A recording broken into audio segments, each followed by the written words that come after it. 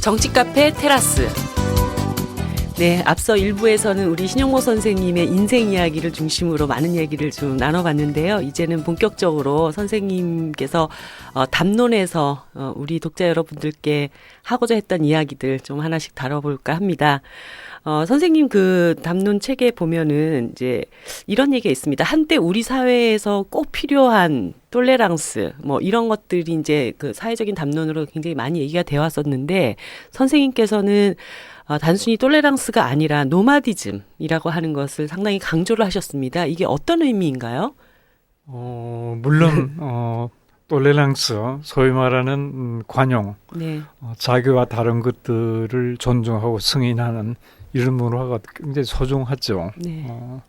아마 이 근대 사회가 도달한 최고의 사회적인 그런 윤리가 톨레랑스 관용이 아닐까 생각하고 프랑스가 아마 이 부분을 뭐 자부심으로 늘 이제 이야기하는데 저는 제 개인적인 경험도 그렇고 또는 근대 사회를 그 전개 과정 속에서 인식하면서도 이제 느끼는 부분인데 이 톨레랑스란 것은 타자를 역시 이 바깥에다가 배치하는 그런 구도, 네. 그런 패러다임이라고 생각을 해요. 네.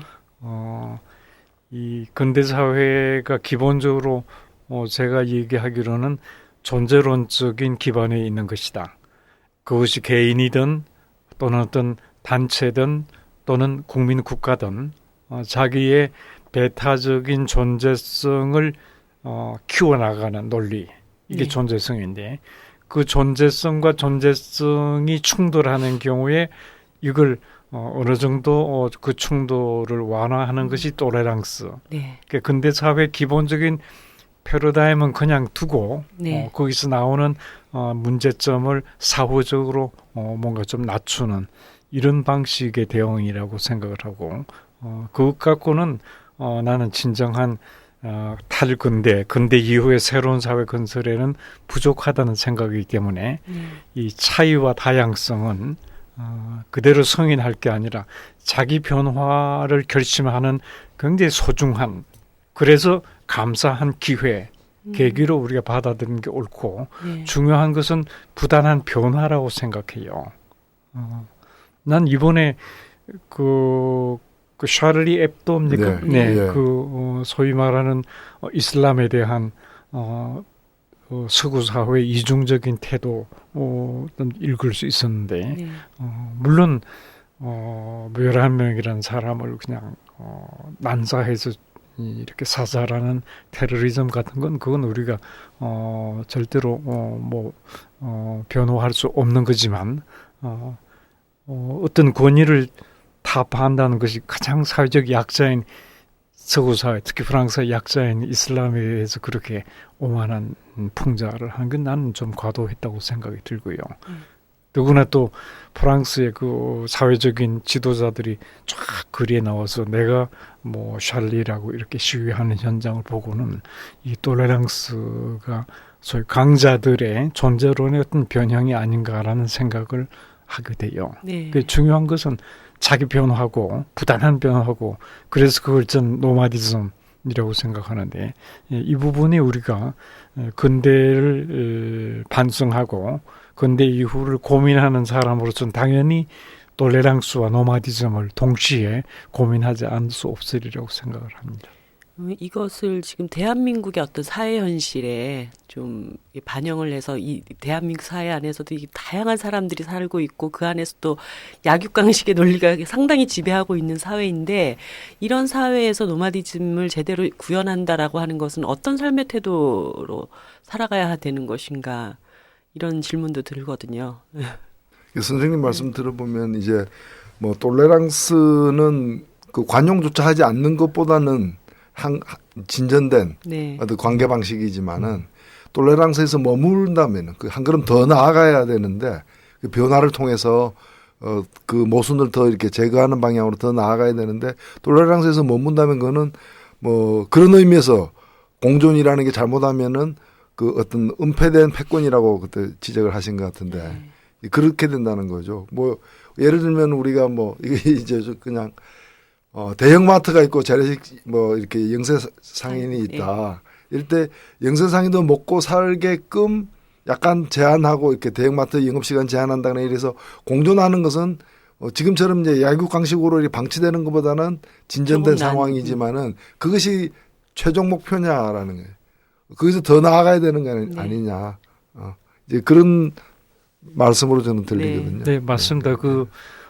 역시 타자를 대상화하는 방식이기도 하고, 약자를 바깥에 세워두는 게 톨레랑스라고 볼 수도 있거든요.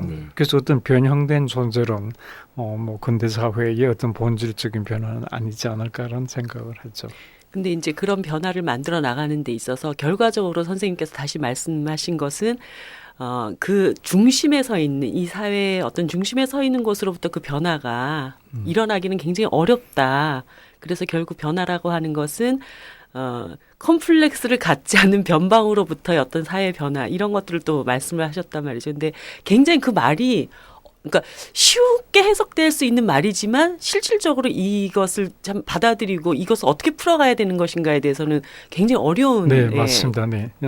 근데 우리가 소위 이 노마디즘, 새로운 변화를 어디서 어떤 경로로 만들어낼 것인가를 당연히 고민해야죠. 네. 그래서 제가 뭐 그 책에서 이제 주장하는 게 변방의 창조성, 네. 뭐 얘기를 하고 있습니다. 왜냐하면 중심부는 권력의 중심부든 그 사회의 어떤 중심부는 자기 변화에 대단히 인색합니다. 자기 권력이라든가 이해관계를 재생산하고 지키는데 급급하다고 봐야 돼요. 네. 그래서 새로운 변화는 역시 중심부가 아닌 변방에서 네. 기대할 수밖에 없다. 성을 쌓는 자는 멸망하리라. 길을 떠나는 자가 흥하리라. 뭐 징기스칸의 노마디즘이라고 흔히 얘기하는 건데 실제로 인류 문화의 그 중심지도 변방으로 올라온 게 맞거든요. 네. 제가 책에서도 뭐 간략하게 지적했지만은 오리엔트에서 지중해 그리스 로마라는 반도로 변방으로 중심부가 올라가고 거기서는 알프스 북부에 저희 프랑코 왕국 그쪽에 중세 합스부르크 그 왕조의 찬란한 문화가 거기서 꼽히고 거기서는 또 변방인 네덜란드나 영국 같은 쪽으로 중심부가 옮겨가고 또 미국을 뭐 문명의 중심이라고 얘기해도 좋을지 모르지만 어쨌든 미국은 프랑스나 영국의 식민지였고 예. 이래서 왜 문명의 중심지가 중심부에서 꽃피우지 못하고 변방으로 가는가에 대한 고민을 해야 돼요. 그 중심부가 자기 성찰성이 없기 때문에 그래요. 권력이 있는 곳에 반성 없습니다. 그래서 컴플렉스가 없는 이제 변방도 조선시대처럼 이 한반도라는 굉장히 아름다운 변방이긴 한데 이게 중심부에 대한 컴플렉스로 완전히 교조화됐잖아요. 네. 이게 컴플렉스가 있으면 창조성 없어지는 겁니다. 마찬가지로 변방성이라는 것은 우리가 공간적인 의미를 뛰어넘어야 돼요. 중국은 황하유역을 계속 중심부로 삼잖아요. 네. 변방으로 안 갔어요. 그러나 잘 보면 변방의 그 역동성이 중심부에 부단히 주입되잖아요. 춘추전국 시대도 서쪽 변방의 진나라가 통일하고 그 다음에 그란, 몽고, 만주족이 계속 중국 중심부로 변방의 창조성과 역동성을 계속 주입했거든요. 네. 그래서 저는 이 변방이라 그러면 꼭 공간적 의미로 한정하지 마라. 당신이 중심부에 있더라도 변방 의식을 갖는 것이 변방을 제대로 만드는 것이다. 네. 그렇게 얘기를 하기도 합니다. 아니, 저는 사실 이제 이 책을 읽으면서 권력의 중심부가 가질 수 있는 최선이 똘레랑스라면 이 주변부가 이 전체를 변화시키기 위해서 만들어내야 되는 것이 이제 노마디즘이다 이렇게 생각을 했는데 중심부에서도 변방의식을 갖는다라고 하는 뭐 그런 의미까지도 확장시켜서 생각을 해볼 수 있을 것 같아요. 변방은 만드는 것 그냥 객관적으로 존재하는 게 아니라 자기가 만들어낼 수 있어야 돼요. 네. 진보 정치가 변방이에요. 네, 제가 그래서 이제 네. 그 노 대표님께 그 말씀을 좀 여쭤보고 싶었어요. 사실 그 제가 이번에 담론을 읽으면서 저한테 제일 많이 다가왔던 대목이 바로 이거였거든요. 그러니까 끝없이 진보 진보 정치가 지금 우리나라의 양당 독점 구조화에서 계속 이렇게 변방에 밀려나가 있고 주변부로 그래서 과연 우리가 이것을 이 대한민국 사회 정치 구조를 바꿔낼 수 있는가에 대해서 끝없이 회의를 품고 있을 때 선생님의 이 말씀을 내가 어떻게 수용해야 될 것인가에 대한 고민이 참 많이 들었었어요. 그러니까 지금 말씀도 그 내용인데 변방이 있다고 해서 무조건 또 되는 게 아니라 그 변방이 끊임없는 창의력을 가져야 된다는 거죠. 네. 또 그러기 위해서는 이 중심에 대한 컴플렉스가 없어야 되는. 그러니까 이제 진보 정치는 안 돼. 뭐 하려면은 저기 들어가야 돼. 네. 권력의 중심으로. 네. 그런 얘기 많이 듣잖아요. 네. 그것이 저는 그 컴플렉스가 극대화돼서 강요되는 거라고 네. 생각되는 맞습니다. 거예요. 네. 네. 오히려 우리가 스스로 돌아봐야 될 것은 변방에 있어서 안 되는 게 아니라 변방에서 필요한 것들을 우리가 못 갖췄기 때문에 변방에 있으면서 필요한 것, 뭐 창의력이라거나 도전정신이라거나 그 노마디즘적 그런 중심부에 없는 것들을 우리가 예. 만들어내지 못하는 네. 거죠. 예. 네. 그걸 만들어내는데 더 그 우리 제대로 하지 못했기 때문에 아직 역할이 그에 그치는 게 아닌가, 한계가 오는 게 아닌가 그런 점에서 저는 딱 우리에게 지금 필요한 얘기다 이런 생각을 많이 해요. 예, 항상 그 뭐 위기가 닥쳐오고 선거 때가 되면 끝없이 시달림을 받죠. 이제 예. 결국 변방에서는 될 일 없으니까 중심부에서 뭔가를 모색해보는 방식. 그런데 네. 정말 변방만이 할 수 있는 그런 창조성, 역동성을 어떻게 만들어낼 건가. 그 중심부가 갖고 있는 무기를 갖고 예. 변방에서 싸우면 져요. 아, 상대방이 동원할 수 없는 무기를 우리가 동원할 수 있을 때 이기는 거거든요. 네. 예, 그래서 예를 들면 무슨 뭐 국민소득 4만 불 또는 무슨 보편 복지 이런 소위 말하는 경제주의적이고 우리의 욕망 구조에 영합하는 이러한 정치적인 아젠다에 갇힌다면 네. 진보 정치는 자기 창의성을 갖는다고 할 수 없는 것이죠.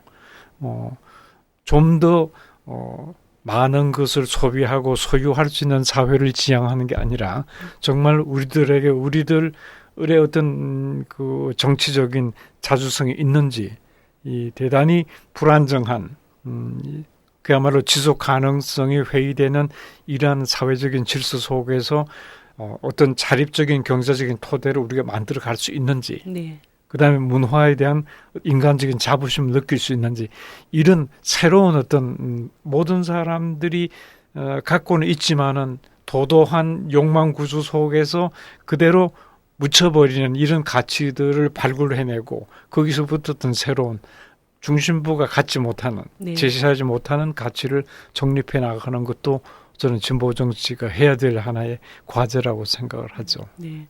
그런 측면에서 특히 이제 정치를 하는 사람들, 특히 진보 진영에서 정치를 하는 사람들에게 이제 선생님이 많은 고전 강의를 하셨지만 정말 요 책은 한번 깊이 있게 다시 잘 꼼꼼히 좀 읽어봤으면 좋겠다라고 좀 추천하시고 싶은 게 있으면 저도 공부를 좀 더 하고 싶습니다. 근데 딱 네. 한 권의 책 사실은 어렵습니다. 그리고 또 나도 질문 받는데 내 인생에 한 분의 스승 딱 한 사람만 있으면 참 좋겠는데 그게 근데 사람들이 마땅치 자꾸 또 않은 그런 것이죠. 사고에 네. 많이 빠지는 것 같아요. 그래서 제가 네.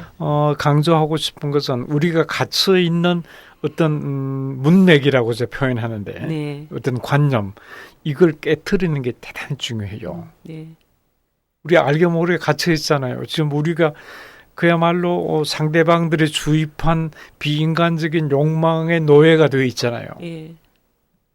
이런 우리가 갇혀 있는 어떤 틀을 깨트리는 게 가장 중요한데 그 점과 관련해서는 옛날 사람들이 이 치세, 평화로운 시기에는 육아를 읽고 공자맹자를 읽고 난세라는 것은 새로운 어떤 사회를 재구성해야 될 새로운 어떤 소위 그 사회를 근본에서부터 새로 개조해야 될 시기에는 노자 장자 도가를 읽는다 그래요.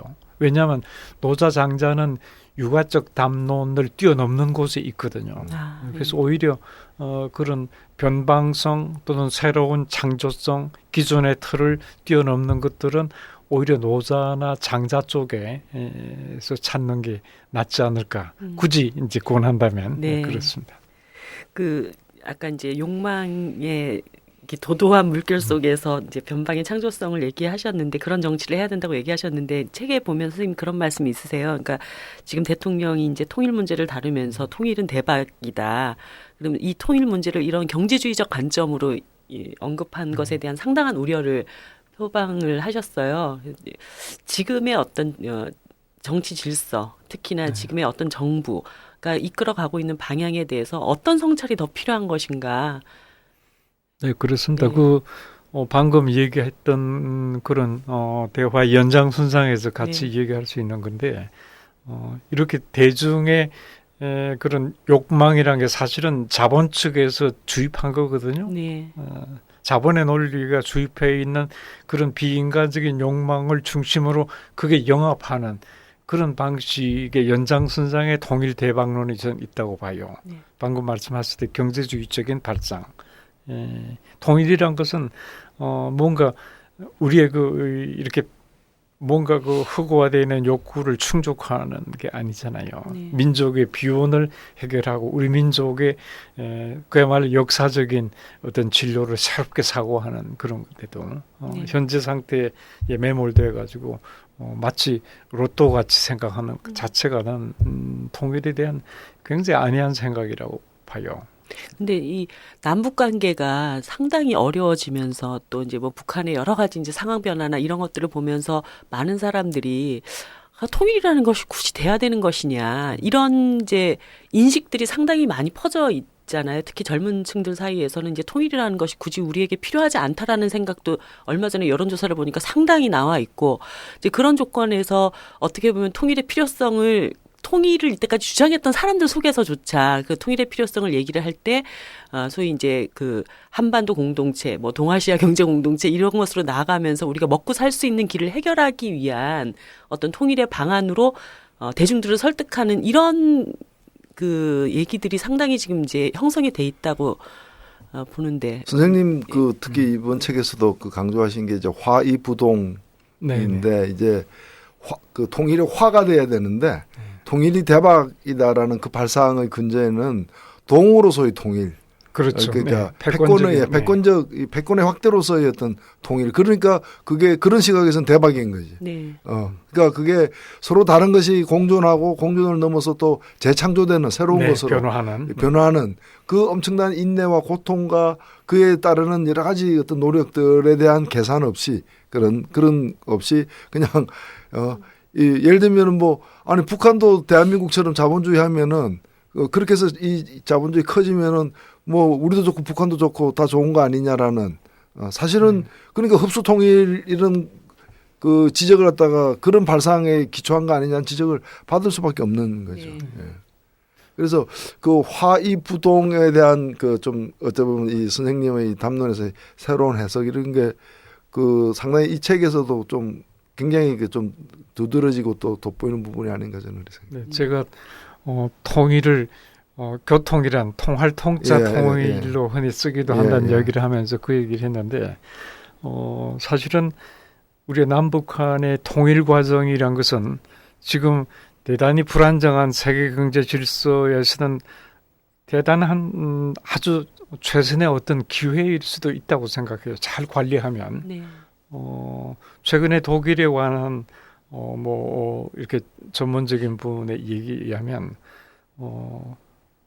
동독이 서독에 굉장한 부담이었죠. 경제 정치적으로 부담인데 지금 그 동독과 서독의 통일이 독일 경제를 굉장히 안정적으로 만든다. 유럽에서는. 왜냐하면 동독이 갖고 있던 그 산업 인력이라든가 인프라가 굉장히 튼튼하고 왜냐하면 이쪽에 금융이라든가 무슨 인터넷하고 다른 그냥 전통적인 생산과 물적 산업의 토대가 독일 산업에 상당히 많이 받쳐주고 또 상대적으로 낙후하긴 했지만 동독 사람들의 검소했던 생활에 대해서 서독 사람들이 새롭게 평가하고 또 그 사람들 동독 사람들의 그 노동력의 수준이 서독의 아주 과도한 어떤 노동 분배에 대해서도 약간의 반성을 주고 이래서 독일 경제가 굉장한 안정적인 토대를 얻을 수 있었다고 얘기를 하기도 해요. 물론 뭐 남북한에 그대로 적용할 수는 없지만 우리가 배울 수 없는 상대는 없어요. 얼마든지 배울 수 있고 교류할 수 있는 면이 있는데 이걸 이제 양측의 뭔가 아프고 뭔가 부족한 부분을 계속 그걸 확대해서 이질감을 이렇게 키워나가는 것은 저는 장기적으로 볼 때는 별로 바람직하지 않은 것이다. 통일을 대박으로 인식하기보다는 통일은 우리가 상당한 정도의 어떤 부담이고 아픔이 있더라도 네. 장기적인 관점에서 이렇게 만들어 나가야 될 그런 민족의 어떤 저변에 깔려 있는 어떤 아픔 이런 것들로 받아들여야지 그걸 로또 같은 생각으로 하는 것은 정치란 건 사실은 뭐 진보 정치가 뭐 해결하고 못하고 있지만 정치란 것은 사회에 영합하는 게 아니라 사회를 정말 인간적인 사회로 또 사회적인 인간으로 뭘 이렇게 만들어가는 그런 이제 정말 고민하는 그런 실천적 네. 창조여야 되는 거잖아요. 이 통일대박론은 전혀 그런 어떤 의지와는 관련 없는 기존의 사람들에게 영합하는 그런 어떤 발상이라는 점에서는 뭐 동의할 수 없는 거라고 보죠. 청와대 선생님의 담론 한 권을 보내드리고 싶네요. 네. 예, 그 선생님 이제 책에 보면은 선생님의 삶의 철학에는 항상 나무처럼 물처럼이라고 하는 말이 많이 나옵니다. 이것은 그러니까 나무와 물처럼이라고 하는 것은 어떤 뜻을 품고 있는 것인가요? 제가 나무야라는 제목의 책도 쓰기도 했는데 네. 그 나무가 나무에게 이야기를 하죠. 우리 네. 숲이 되어 지키자. 네. 사실은 나무의 최고 형태가 숲입니다. 그렇잖아요. 네. 나무의 최고 형태가 명목이나 무슨 낙낙장수는 아니라 뭐 숲이라고 하는데 우리가 숲으로 지향하는 네. 숲은 방금 우리 연장 선생님이 얘기하지만 똘레랑스이면서 새로운 생명을 만들어내는 노마디즘인 네. 그런 이제 어떤 복합적인 의미가 있잖아요. 뭐 큰 나무, 작은 나무, 뭐 널 푸른 나무, 낙엽 지는 나무가 같이 평화 공존하면서 거기서 새로운 생명들 키워내고 숲 영원하게 이제 뻗어나가는 이런 건데 그런 점에서 저는 숲의 어떤 이미지를 많이 차용을 해요. 네. 그 이제 구체적으로 제가 찾아낸 게 석과불식, 네. 잘 아시는 석과불식, 한 알에 씨앗이 먹지 않고 심어서 이듬해 새봄에 새싹으로 키우고 나무가 되고 숲으로 가는 그런 장구한 철학적인 상상력을 잃지 말아야 된다는 뜻으로 얘기하고 또 강물에 대해서는 그 시냇물 노래가 상징하듯이 강물 따라가고 바다로 가는 그래서 제가 이 강물처럼이란 것은 어떤 모험주의나 기회주의를 배격하는 의미도 있어요. 객관적인 조건에 맞게끔 속도 조절도 네. 하고 네. 이렇게 만나는 모든 돌멩이들과도 대화하면서 이렇게 아주 이렇게 객관적 조건에 아주 잘 부응하면서 가장 과학적으로 실천하자는 뜻도 되고 네. 더 큰 뜻으로는 낮은 곳으로 가자. 네. 낮은 곳으로 가서 바다를 만들어내자. 그래서 제가 강물처럼이라는 이야기를 노자에서 끌고 와서 하방연대를 제가 네. 주장을 합니다. 그러니까 노자의 네. 상선약수 개념을 네. 더 발전시켜서 네. 좀 굉장히 실천적인 지침과 또 철학이 담겨 있는 그런 내용이죠. 그래서 제가 제일 기억나는 게 선생님이 하신 말씀인데 바다가 왜 바다인 줄 아느냐. 네. 모든 걸 받아들이기 때문에. 그래요? 네. 예. 모든 시내를 다 예. 받아들였다. 그래서 이름이 바다다. 네. 제가 뭐 근거는 없지만 강력하게 주장. 네, 사실 이렇게 저희들이 예전에 선생님 책 볼 때는 하방연대에 대한 얘기들을 많이 했는데 그 요즘 젊은 사람들은 도대체 이게 어떤 말인가라는 것에 대해서 조금 더 선생님 말씀을 해주시면 좋을 것 같아요. 네. 네. 지금 당장 문제가 우리나라 뭐 노동 문제 뭐 전문가들 앞에서 제가 얘기할 건 아니지만 지금 대기업 소위 기업 노조 중심으로 그러잖아요. 네. 남성 뭐 대기업 이게 사실은 여성 중소기업 또는 뭐 협력업체 또는 정규직에서 비정규직 네. 그다음에 또 노동운동보다 상대적으로 훨씬 취약한 다른 뭐 농민운동 또는 뭐 무슨 다른 뭐 협동조합운동 이런 여러 형태의 보다 약하고 더딘 분야하고 연대해가는 것은 맞다고 생각해요. 네. 왜냐하면 연대라는 것은 물처럼 물이 연대해서 바다를 만들어내듯이 소위 사회적 약자들의 전략 전술이라고 봐요. 네. 강자들은 연대할 필요가 없어요. 늘 선거 때 봐도 늘 야당이 무슨 뭐고 연대하잖아요. 그러니까 이게 실천적 역량이 특히 우리 사회는 완고한 보수 구조 속에서 변혁 역량은 상당히 취약하거든요. 그 취약한 역량마저도 지금 현실은 여러 갈래로 이렇게 네. 분열되어 있잖아요. 이걸 이제 낮은 곳으로 연대해야 돼요. 보다 높은 차원의 어떤 그런 기준으로 하면 연대가 안 되고 낮은 곳으로. 네. 더 진보적인 사람이 덜 진보적인 사람을 위해서 양보해야 돼요. 왜냐하면 덜 진보적인 사람이 더 진보적인 사람을 위해서 양보할 수 있는 구조는 안 되잖아요. 예. 그래서 낮은 곳으로 해서 취약한 역량을 시내가 강물이 되고 바다 되듯이 이렇게 모아내는 상당히 그 전략 전술은 그게 필요하다고 보고요. 뿐만 아니라 그건 또 인생이란 것은 사람 만나는 것이다. 네. 삶이란 것은 사람들과의 만남이다. 그래서 연대가 사실은 이 운동 실천의 어떤 전략 전술이기보다는 우리 삶의 철학으로 봐야 돼요.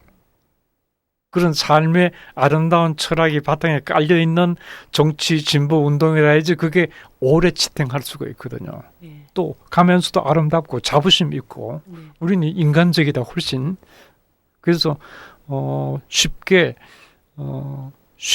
어떤 일회 완료적인 어떤 변화, 극적인 변혁에 대한 이런 사고는 조금 반성하는 게 필요하지 않을까 생각을 하죠. 지금 뭐 정당 제도도 그렇지만 뭐 다른 다 사회적인 약자들 우리가 이제 갑을 사회라고 얘기를 하잖아요. 근데 그 갑을 사회, 을 사회 내에서도 또 갑을 병정이 나뉘어져 있는데 이 을들이 그 안에서의 갑을 병정으로 나뉘어져 있는 것이 아니라 모두가 이제 함께 연대하고 또 전체적인 사회가 이제 갑으로 나뉘어져 있는 것들을 또 하나로 통합시켜 나갈 수 있는 이런 노력을 해야 되는데 오히려 지금은 을들 안에서 의 어떤 이렇게 분열들 이런 것들이 더 많이 조장되고 또 심각한 문제를 발생시키기도 하고 그러지 않는가 하는 생각이 들어요. 예. 그 연대가 어떤 경우에는 저는 우리는 이제 연대하는 어떤 의지, 기술, 능력 또 연대를 위한 리더십 네. 이런 데서 상당히 많이 취약하지 않았나. 그런 사실 반성을 많이 하는 거죠. 혹은 어떤 경우에는 또 연대라는 이름으로 그냥 그 뭐 대동단결이라는 이름으로 그러니까 연대를 기계적으로 네. 그리고 혹은 연대를 이렇게 아까 뭐 화이부동이랄 때 그 동의 어떤 그런 개념을 적용시키는 그런 어떤 이제 이 좀 잘못된 연대 이런 것들이 좀 강하고 지속적인 연대 를 만들어내지 못하는 어떤 배경도 되어 왔지 않았는가. 그런 점에서, 한 개인에 있어서도 어떤 삶의 원리이듯이 연대가 살아가는 어떤 기본 맥락이듯이 특히 뭐 사회운동하는 또 진보 영역 이런 데 있어서 이 연대에 대해서 좀 이렇게 단순히 힘이 부족하니까 그냥 일시적으로 한번 모인다를 넘어서서 전략 전술로서 연대에 대한 좀 그리고 그간의 어떤 시행착오, 실패에 대한 좀 성찰이 필요한 게 아닌가 그런 생각이 많이 듭니다. 네. 네, 맞습니다. 우리 시대에 정말 그 고민하는 사람들의 어떤 진솔한 화두가 되고 이 부분에 관한 논의들이 다양한 사람들에서 많이 공유됐으면 하는 생각이 있습니다. 이게 연대라는 게 동의 논리하고 또 다르잖아요.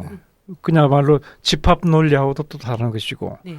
기본적으로는 톨레랑스를 바탕에 깔면서도 자기 변화에 열려 있는 네. 그래서 부단히 새로운 것으로 나아가고 새로운 걸 만들어내는 이런 형태를 만드는 기술이나 그런 경험이 방금 우리 노 의원님 말씀처럼 부족하죠. 네. 그걸 이제 만들어내고 그걸 소수의 어떤 전위정당이 그걸 모범을 보이고 그게 학습되고 보급되는 이런 단계적인 과정을 겪어야 되지 않을까 생각을 합니다. 갑자기 정의당에 아니 제가 이제 선생님 책을 읽다가 사실 요즘 이제 진보 운동을 하는 사람들이나 진보 정당을 하는 사람들의 마음이 그렇게 가볍지가 않습니다. 너무 어려움들을 많이 겪었고 또 그것이 외부적인 어떤 환경 때문에 벌어진 일이기만 했다면 이렇게 힘들지는 않았을 텐데 그것이 다 주체의 반성으로 남게 되기 때문에 그러니까 마음이 더 많이 이제 무거울 수밖에 없다고 보여지는데요. 이제 선생님 책을 읽다가 제가 어떤 한 대목에서 진짜 막 너무 울컥해가지고 눈물을 펑펑 이렇게 쏟았던 대목이 있었어요. 그러니까 어떤 대목이었냐면 제가 오늘 적어왔는데, 그러니까 돌아보면 제자백가들은 모두가 하나같이 뜻을 이루지 못한 사람들이다. 그러나 그 실패 때문에 끊임없이 다시 시작해야 된다. 아름다운 꽃은 훨씬 훗날의 사람들을 위한 것이다. 하물며 열매는 더 먼 미래의 것이다. 우리의 삶은 씨앗과 꽃과 열매의 인연 속에 어디쯤 놓여 있는 것이다. 라는 이제 사실 이걸 보면서 뭔가 이렇게 저한테 되게 많이 이렇게 위로도 되고 힐링도 되고 그러면서도 내가 살아가야 되는 어떤 이유이기도 하다라는 그런 이제 생각이 들었어요. 선생님 아까 이제 석가불식 얘기를 잠깐 하셨는데 그러니까 지금 뭐 저뿐만 아니라 많은 사람들이 그런 이제 어려움과 삶의 위기에 이제 처해 있을 때 석가불식이 주는 어떤 삶의 철학이 어떤 것인가 이런 것들을 좀 되새길 수 있는 그런 말씀을 좀 듣고 싶습니다. 석가불식이란 말이 사실은 좀 어려운 네. 그런 그 금원이기도 하고 또 실제로 그게 나와 있는 데가 주역에 박괴라는 효사 속에 이제 들어 있는 건데 아마 감옥에서 내가 그 석가불식에 주목하고 그 이후에 제가 여기저기 몇 군데 소개해서 아마 조금은 지금은 뭐 이렇게 알려지지 않았나 그렇게 생각하는데 이 그림으로 표현한다면 제가 그림으로 그려서 보여주기도 해요. 그 늦가을에 잎사귀 다 떨어지고 가지 끝에 딱 한 개 남아있는 빨간 감 그게 석가불식의 전형적인 그림입니다. 그죠? 언제 떨어질지 모르는 근데 그건 우리도 왜 옛날 어른들이 저건 먹는 게 아니란다. 네. 까마귀 밥해서 네. 씨 받는 거란다. 그게 이제 씨과 실이거든. 석이라는 게 씨석자입니다. 석과 불식. 근데 그 씨를 땅에 묻어서 이제 숲으로 키워내는 건데 그게 이제 교훈이 몇 가지 있어요. 제가 그 교훈을 이렇게 정리해서 이제 얘기하게 된 첫 번째가 엽락입니다. 엽락. 잎사귀를 떨어뜨린다. 그 잎사귀 다 떨어지고 가지 끝에 감만 남아 있잖아요. 엽락이란 것은 거품과 환상을 청산해야 된다. 거품과 환상. 우리 사회 정말 욕망의 거품과 환상, 4만 부 무슨 대박에 대한 어떤 이런 거품과 환상들 이걸 일단은 청산하고 그 다음에 채로 금풍이라고 그럽니다. 칼바람에 몸통이 드러난다. 잎사귀가 다 떨어지면 나무의 뼈대가 선명하게 보이잖아요. 네. 그걸 보자. 그게 뼈대란 뭐냐? 한 개인의 경우도 마찬가지고 한 사회의 경우도 뼈대란 것은 그 나무가 나무로서 꼿꼿하게 칼바람 속에 서 있게 하는 게 뼈대거든요. 사회로 치면 아까도 얘기했듯이 정치적인 어떤 자주성, 경제적인 자립성, 문화적인 자부심.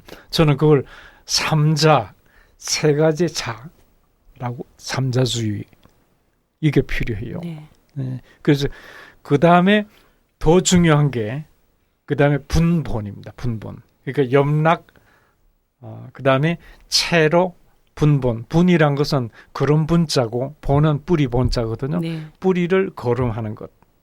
대개는 낙엽이 떨어져서 나무 뿌리를 덮고 있습니다. 그래서 뿌리를 거름해야 된다. 뿌리란 곧 사람이다. 예. 사람을 키워내는 것. 사람을 키워낸다는 것은 무슨 장학금 줘서 공부시키는 것도 되지만은 사람들의 욕망과 사람들의 가치관을 어떻게 만들 것인가. 또 더 나아가서 우리 사회의 소위 엘리트의 재생산 시스템을 어떻게 만들 것인가. 이런 것도 저는 분본이라고 봐요.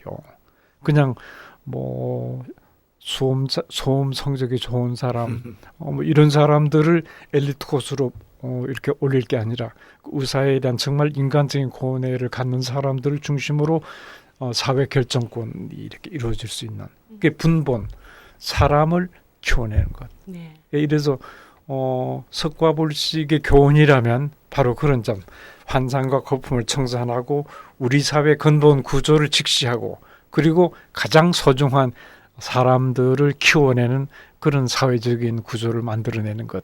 이게 제 경우는 감옥에서 20년 동안 이렇게 화두로 걸어놨던 게 석가불식이거든요. 네. 석가불식.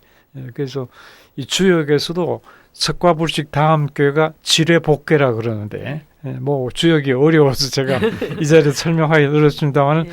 그 씨가 땅속에 들어와 있는 거예요. 네. 이게 광복절 복자입니다. 네. 다시 시작하는 거거든요. 그래서 그런 우리가 이제 그 어떤 대단히 어려운 시기를 겪으면 거기에 대한 통절한 반성을 해야 되는데 대개는 근본적인 반성에 못 미치고 그냥 미봉책으로 끝나요.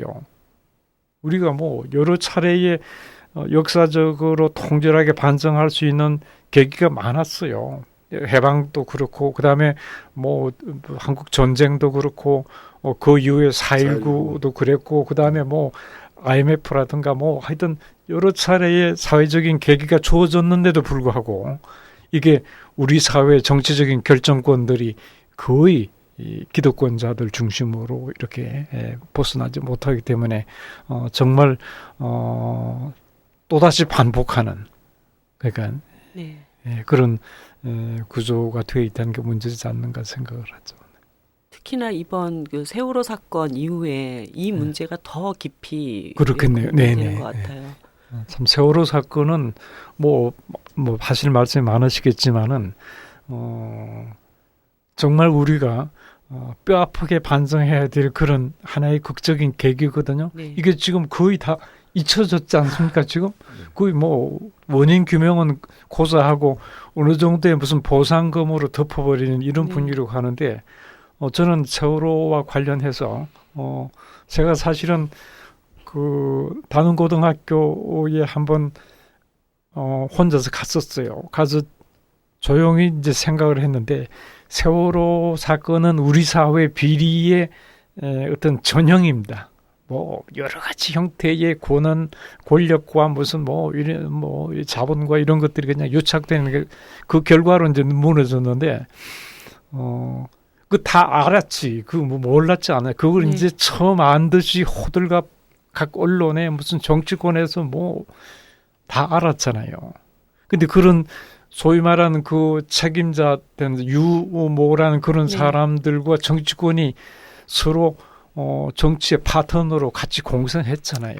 그래 놓고는 뭐 그 사람들 때문에 무슨 세월호 사건이 일어난 듯이 그렇게 기만적인 발언을 하더라고요. 네. 그 세월호는 뭐 다 아시겠지만 기본적으로 과적에다가 정축에다가 상층을 강화하고 네. 하부의 평형수를 네. 뺐잖아요. 이게 기본적인 그래서 무너지는 거예요. 굉장히 상징적인 럭비공을 억지로 눌러서 네. 평형수를 맞춰 거기 그 홀수선 네. 맞춰서 가면 그게 언제든지 뒤집어질 위험성이 있는 거죠. 네. 그래서 그 이후에 대책 마련하는 것도 또다시 상층을 강화하는 거예요. 그러니까 뭐 감시 권력을 강화하겠다. 새로운 무슨 안전처를 만들겠다. 국가 안전처 만들고 그래. 예. 이런 방식. 그러니까 항상 상층 중심에 하부 평형수를 채워야 돼요. 평형수가 뭐냐? 나보고 누가 물었어. 평형수 그게 전교조하고 당신들이 해체한 진보정당하고 노조 탄압한 노조가 평형수다. 그걸 다 빼놓고는 뭐 상층 강화 언제든지 무너진다고. 그 사람들이 튼튼하게 하부 평형수를 받쳐줘서 같이 해야지 이게 배가 안 무너지는 거지. 그래서 지금은 그런 세월호의 아픔도 그 교훈도 그냥 이렇게 또 다시 우리 통절하게 반성할 수 있는 하나의 계기가 무산되는 게 아닌가 하는 아쉬움을 갖고 있죠. 사실 그때는 너무 많은 아이들이 죽었기 때문에 그 우리 사회의 많은 이제 학부모들이 애들을 저렇게 막 1등 시키려고 학원 보내고 밤늦게까지 공부시켜 놔도 결국 사회가 아이들을 지켜줄 수 없다면 그게 무슨 소용이냐 이러면서 근본적인 사회 전환을 상당히 요구했었다고 생각이 들어요. 근데 그것이 이제 몇 달 지나지 않아서 그만하자라는 이야기로 다시 회귀되는 과정에서 정말 이 문제를 제가 볼 때는 정말 이때야말로 대한민국을 바꿀 수 있는 근본적으로 이렇게 변화시킬 수 있는 계기이지 않았을까라는 생각이 드는데 1년 지나고 나니까 또 그런 측면에서 너무 마음이 그래서 그런 세월호의 교훈을 우리 정리해서 네. 부단히 사회적 발언을 하고 이렇게 지나가는 사람들에게 들어 보여야 돼요. 네.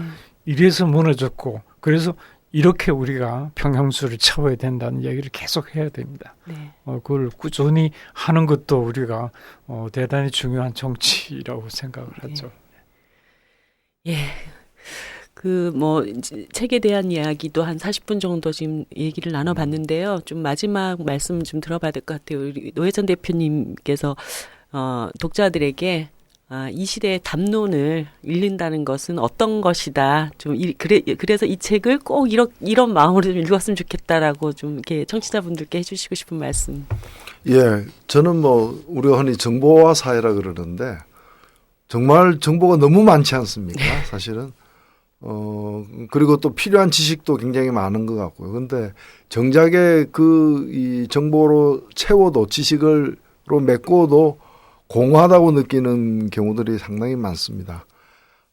자기 눈으로 세상을 바라보고 자기 눈으로 또 자신을 바라보고 또 늘 일상적으로 부닥치는 어떤 그 관계 또 관계의 총합으로서의 사회를 어떻게 평가하고 어떻게 또 관계를 또 맺느냐 이게 우리 늘 부닥치는 문제인데 이 부분에 관해서 저는 가장 좀 좋은 교재가 신정보 선생님 책이 아닌가. 이번 담론이 특히 그렇고 또 이 담론을 저는 담론을 읽으신 분들은 그 전에 쓰신 책들도 거슬러 올라가서 순서와 무관하게 보셔도 좋을 것 같아요. 그래서 그 속에서 이런 문제들에 대해서 세계를 어떻게 이해할 것인가, 또 나는 무엇인가, 또 우리 사람과 사람의 관계는 어떠해야 되는가에 대해서 그 생각하는 어떤 그런 기회를 이 독서를 통해서 얻을 수 있다고 잘 보고 특히 저는 우리가 흔히 접하는 그런 책들에서 보여주지 않는 한 걸음 더 나아가는 대개 보면 이제 머리에서 가슴까지가 가장 먼 여행이다 그런데 선생님 책에서는 가슴에서 다시 발까지 가야 된다라고 얘기를 하고 있는 거 아니에요. 톨레랑스가 필요하다 강조되지만은 톨레랑스의 그 한계 또 그 어두운 면도 함께 보여주면서 노마디즘까지 이제 가는 길을 또 말씀을 하시는 것도 저는 그렇다고 보고 또 화이부동도 역시 마찬가지고 그런 재해석들이 제가 볼 때는 그런 것 같아요. 제가 그냥 느끼기에는 휴머니즘과 변혁의 결합이다. 네, 맞습니다. 그냥 차가운 변혁이 아니라 휴머니즘에 깔려 있대 휴머니즘으로 그냥 거기서 그냥 그 달콤함에 빠져 있는 그런 휴머니즘이 아니라 또 세상을 바꾸어 나가는 이 책에서도 보면 지혜로운 사람과 어리석은 사람을 얘기하면서 오히려 어리석은 사람이 더 필요한 그러니까 세상에 맞춰가는 그런 이 삶의 자세보다도 세상을 바꾸어 나가는 훨씬 더 힘든 그래서 선생님이 잘 쓰시는 그 글귀 중에 우공이산이라고 산을 바꾸는 자세로 세상을 살아가야 된다. 그리고 또 그 노력이 당장에 못 바꾸더라도 한 삽 한 삽 떠가면서 결국에는 산을 옮겨질 수 있다라는 그런 믿음 이런 것들이 우리에게 주는 교훈이 아닌가 하는 점에서 저는 계속 강조합니다마는 이 정보화 홍수의 시대에 그 많은 것을 갖다가 이렇게 얻으려고 하지 말고 제대로 된 한 가지를 계속해서 세 번, 네 번, 10번 읽으면 제가 볼 때 이 책 10번 읽으면 신영호 선생님 한 반쯤 따라가지 않을까. 닮아가지 않을까 이런 생각이 듭니다. 네. 선생님도 이제 뭐 앞으로도 많은 기회에 우리 뭐 독자분들도 만나고 또 많은 제자분들도 만나시겠지만 청취자분들께 마지막으로 또 오늘 얘기 네. 마무리 말씀해 네, 주시죠. 오늘 이런 자리를 마련해 줘서 오히려 감사를 드리고요. 특히 또 노회찬 의원께서 뭐 책보다 훨씬 더 깊이 있게 소개를 해 주셔서 뭐 고맙습니다. 근데 우리가 어떤 지식을 섭득하고 뭘 생각한다는 것이 의외로 굉장히 이 주체적이지 못한 경우가 많습니다. 제가 책에도 썼습니다마는 이 소위 말하는 원근법, 네. 미술에 있어 원근법이 리얼리즘이라는 게 오히려 진리나 뭐 사실에 가까운 개념으로 사용되는데 리얼리즘을 완성하는 것이고 또 소설에서는 3인칭 화법, 뭔가 이야기하는 사람이 없으면서도 사실을 가장 정확하게 전달하는 방법이 소위 3인칭 서사 방식이라고 흔히 얘기하는데 제 경우는 그 두 개를 다 버리려고 하죠. 네. 1인칭의 자기 경험이라는 1인칭의 리얼리티를 극대화하는 것이 필요하다. 그래서 고전도 1인칭의 리얼리티 중심으로 재해석하고 그건 이제 1인칭이라는 것은 우리 시대, 우리의 문제와 관련된 독법으로 읽는 게 필요하고 그 다음에 인간에 대한 문제도 내가 실제로 겪었던 그리고 우리 사회가 보편적으로 이렇게 받아들이고 있는 그런 명제들에 대해서 또 다시 한 번 더 생각해보는 이런 걸 통해서 정말 우리가 깨달아야 될 게 뭔가 제가 늘 얘기하지만은 이게 아주 고도의 포습 기제로서 사람들을 포획해내고 있는 이 현대 사회에서 우리가 진정한 자기 생각, 자기 성찰을 갖기 위해서 뭘 깨트려야 되냐, 어떤 입장에 서야 되냐, 뭐 이런 것들 여러분들이 함께 고민해 줬으면 좋겠다. 제가 뭐 젊은 분들하고 공유하고 싶은 이야기들 뭐 충분하진 않지만은 같이 이야기하고 있다고 생각을 합니다. 네. 저는 오늘 선생님 하신 말씀 중에 나무는 궁극적으로 낙락장송이 되려는 것이 아니라 더불어 숲이 되기 위한 것이다라는 말씀 굉장히 마음에 같이 새기고 싶고요. 많은 분들이 혼자 읽는 것도 좋지만 모여서 함께 토론하면서 읽어보면 참 좋을 책이라고 생각이 듭니다. 오늘 2시간 넘게 두 분 선생님 너무너무 감사드리고 또 좋은 기회에 선생님 다시 또 찾아뵐 수 있도록 그렇게 노력하겠습니다. 감사합니다. 네, 고맙습니다. 고맙습니다. 네. 겨울비에 젖은 도채 가득 찬바람을 안